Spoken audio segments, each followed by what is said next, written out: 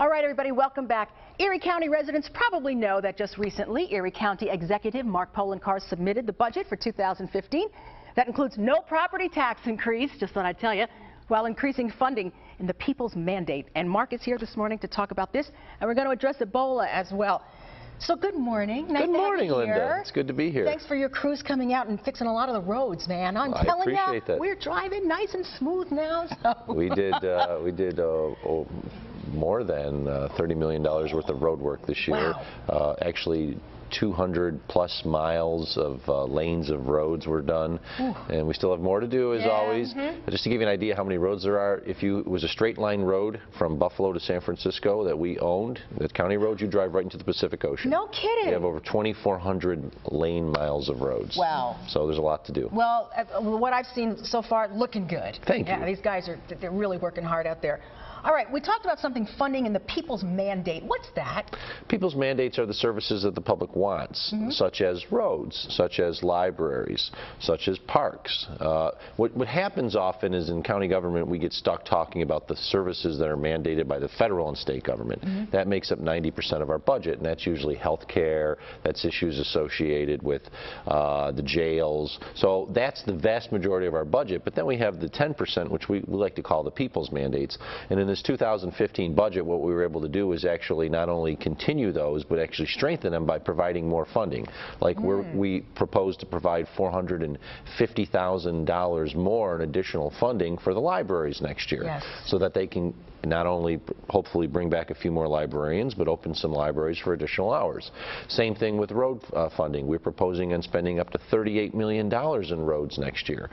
So while we have a lot of services that are mandated by the state and federal government, we want to ensure the people's mandates are funded as well, and that's what the 2015 budget does. Super, and keeping one of the lowest property tax rates since 2009, one of the lowest in the state. We're happy about that. And I understand we're getting a casino revenue to count on for the first time. Yes, we are receiving a few $1 million, a little over $3 million in the county for the first time ever as a result of the referendum that was passed at the end of last year, in which New York State residents said you can open casinos across New York State. Well, we already had the casinos here that were owned by the Seneca Nation, but Erie County never received a portion of the proceeds from that. So now Erie County and all the counties are receiving a portion of the proceeds from the casinos that are now starting to pop up across New York State.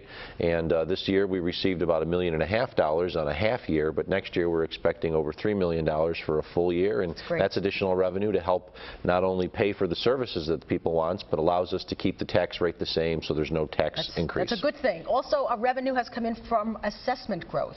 Yes, with all this new building that's going on in Western New York, and you see all these buildings popping up in downtown Buffalo and elsewhere, the value of that land may have been negligible beforehand, and now with these new gleaming multi-million-dollar structures, we get additional tax revenue from that.